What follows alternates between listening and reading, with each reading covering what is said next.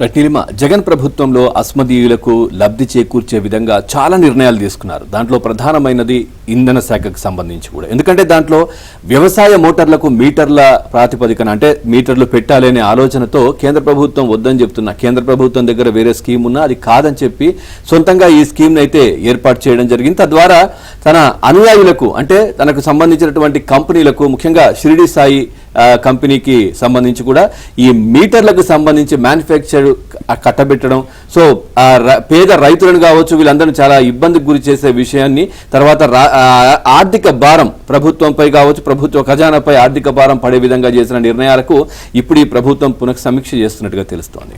చూద్దాం. జగన్ ప్రభుత్వంలో అస్మదీయులకు ఆర్థిక లబ్ధిని చేకూర్చడం ద్వారా ఏపీపై తీవ్ర ఆర్థిక భారం పడేలా తీసుకున్న ప్రధాన నిర్ణయాలపై పునఃసమీక్ష చేసేందుకు ఇంధన శాఖ సిద్ధమవుతోంది. రాష్ట్ర విద్యుత్ సంస్థలు వినియోగదారులపై మోయలేని భారం వేసేలా తీసుకునే నిర్ణయాలపై హేతుబద్దమైన నిర్ణయం తీసుకోవాలని భావిస్తోంది.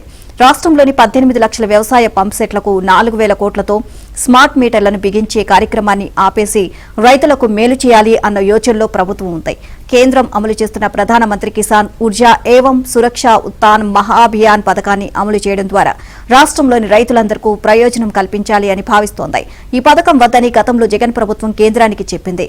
సాగు మీటర్ల బిగింపు కాంట్రాక్ట్ను అస్మదీయ కంపెనీకి ఇవ్వాలి అనే ఉద్దేశంతో ఈ నిర్ణయం తీసుకుంది అనే విమర్శలు ఉన్నాయి. గుజరాత్లో పీఎం కుసుమ్ పథకాన్ని విజయవంతంగా అమలు చేస్తుండడం, ఏపీలో కూటమి ప్రభుత్వం రావడంతో రాష్ట్రంలో ఈ పథకం అమలు చేసే దిశగా మళ్లీ కదలిక వచ్చింది.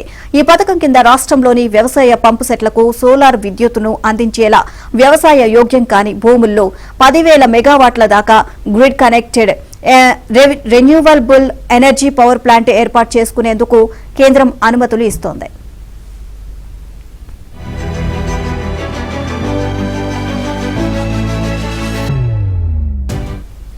అదేవిధంగా వాటర్ యూజర్స్ అసోసియేషన్లు, కొంతమంది రైతులు గ్రూపుగా వ్యక్తిగతంగాను 500 కిలోవాట్ల నుంచి 2 మెగావాట్ల దాకా సోలార్ ఆధారిత ప్లాంట్ను ఏర్పాటు చేసేందుకు సహకారం అందిస్తుంది.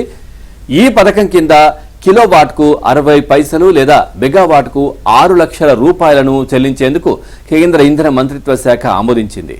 17.5 లక్షల వ్యవసాయ పంప్ సెట్లకు పీఎం కుసుమ్ పథకాన్ని అమలు చేయాలని కేంద్రం లక్ష్యాన్ని నిర్దేశించింది.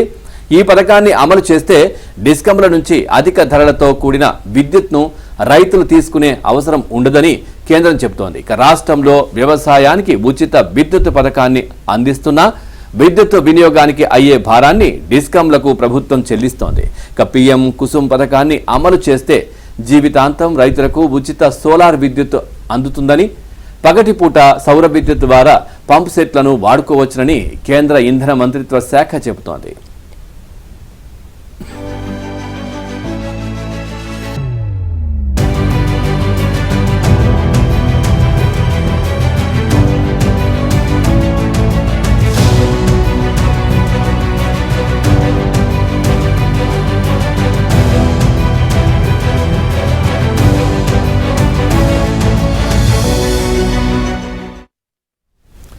జగన్ సీఎంగా ఉన్నప్పుడు అస్మదీయ సంస్థ షిరిడి సాయికి ఆర్థిక లబ్ధి చేకూర్చేందుకు వీలుగా వ్యవసాయ పంప్ సెట్లకు స్మార్ట్ మీటర్లను బిగించే కార్యక్రమానికి ప్రణాళిక రచించారు. ఇక కేంద్రం అమలు చేస్తున్న రీవ్యాప్డ్ డిస్ట్రిబ్యూషన్ సెక్టార్ స్కీమ్ను తెరపైకి తీసుకొచ్చారు.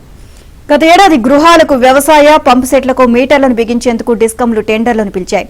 పట్టణాల్లో మీటర్లు బిగించే పనులను అదానీ, రాష్ట్రంలోని 18 లక్షల వ్యవసాయ పంప్ సెట్లకు మీటర్లు బిగించే బాధ్యతలను షిరిడి సాయి దక్కించుకుంది. ఒక్కో వ్యవసాయ పంప్ సెట్ కు స్మార్ట్ మీటర్ బిగించేందుకు 6,000 ధరను కేంద్రం ఖరారు చేసింది. ఈ పథకం కోసం 4,000 కోట్ల వ్యయం అవుతుంది అని అంచనా. ఇప్పటికే శ్రీకాకుళం జిల్లాలో ప్రయోగాత్మకంగా వ్యవసాయ పంప్ సెట్లకు మీటర్లను బిగించారు. నెలవారీ కరెంటు బిల్లుల మొత్తాన్ని రైతుల బ్యాంకు ఖాతాల్లో వేస్తామని, వాటిని డిస్కంలకు క్రమం తప్పకుండా రైతులు చెల్లించాలి అని గత ప్రభుత్వం చెప్పింది. ఓవరాల్ గా ఇదే అంశానికి సంబంధించి మరింత సమాచారం కరెస్పాండెంట్ ప్రసాద్ అడిగి తెలుసుకుందాం. ప్రసాద్, ఓవరాల్ గా అప్డేట్స్ ఏంటి? వైఎస్ జగన్ ప్రభుత్వంలో అనేక అక్రమాలకు పాల్పడ్డారు. ప్రధానంగా రైతులకు ఇచ్చిన హామీల విషయంలో 2019 ఎన్నికల సమయంలో ఇచ్చిన హామీలకు, ఆ తర్వాత అధికారంలోకి వచ్చిన తర్వాత అమలు చేసిన హామీలకు పొంతనే లేదు.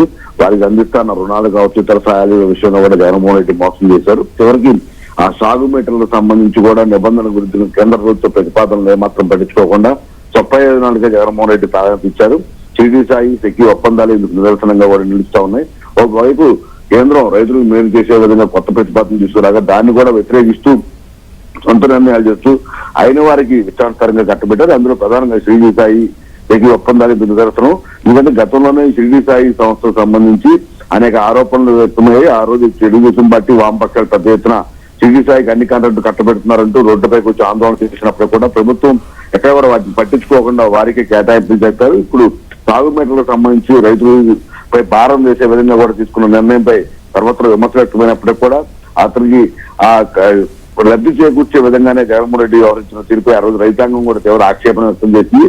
అయినప్పటికీ కూడా ఈ ప్రభుత్వ పరంగా తీసుకున్న ఒప్పందాలు కావచ్చు, నిర్ణయాలు కావచ్చు, ఎక్కడ కూడా బయటికి రాకుండా జీవోలు కూడా దాచేసి ఇష్టానుసారంగా వ్యవహరించిన తీరు కూడా మనందరం చూసాం. ఇప్పుడు గౌరవ ప్రభుత్వం అధికారంలోకి వచ్చిన తర్వాత జగన్మోహన్ రెడ్డి పాలనలో ఎటువంటి నిర్ణయాలు తీసుకున్నారు, ఎటువంటి ఒప్పందాలు చేసే అంశాలపై ఒక్కొక్కటిగా వెలుగులోకి వస్తున్న నేపథ్యంలో అందరూ కూడా విచ్చిపోతున్న పరిస్థితి అయితే మనకు కనిపిస్తా ఉంది. వీటన్నిటిపై కూడా ఇప్పటికే శాఖల వారీగా సమీక్షలు చేస్తున్నారు. మరోవైపు ఈ సాగుమేటల ద్వారా ఎవరెవరికి ఏ విధంగా కట్టబెట్టాలి, ఏ విధంగా రద్దు చేకూర్చాలనే అంశాలపై కూడా జగన్మోహన్ రెడ్డి ఎలా వ్యవహరించారు, అందుకు సంబంధించి ఒప్పందాలు ఏ విధంగా చేస్తున్న అంశాలపై కూడా ఇప్పుడు కూటమి ప్రభుత్వం దీనిపై విచారణ కూడా చేపట్టింది. మరోవైపు ఈ సాగుమేటలకు సంబంధించి పూర్తిగా రద్దు చేయాలని కేంద్ర ప్రభుత్వం గతంలో ఏదైతే ప్రతిపాదించిందో దానివల్ల రైతులు మేలు చేసే విధంగా ఉన్న నేపథ్యంలో చంద్రబాబు ప్రభుత్వం కూడా ఆ దిశగా అడుగులు వేయాలని కూడా చూస్తుంది. గతంలో ఏదైతే ఒప్పందాలు పూర్తి స్థాయిలో రద్దు చేసుకుని ఆ కేంద్రం ఇచ్చిన ప్రతిపాదనతో పాటు అదేవిధంగా ఆ సోలార్ విధానం ద్వారా రైతులకు అందిస్తే చాలా వరకు ప్రభుత్వమే భారం పడకుండా రైతులు కూడా మేలు జరుగుతుంది కూడా భావిస్తున్నాం. ఆ దిశగా అడుగులు వేసేందుకు త్వరలోనే ఒక ఉన్నత స్థాయి సమీక్ష సమావేశం నిర్వహించి నిర్ణయాలు ప్రకటించే అవకాశం ఉంది. Thank you Prasad.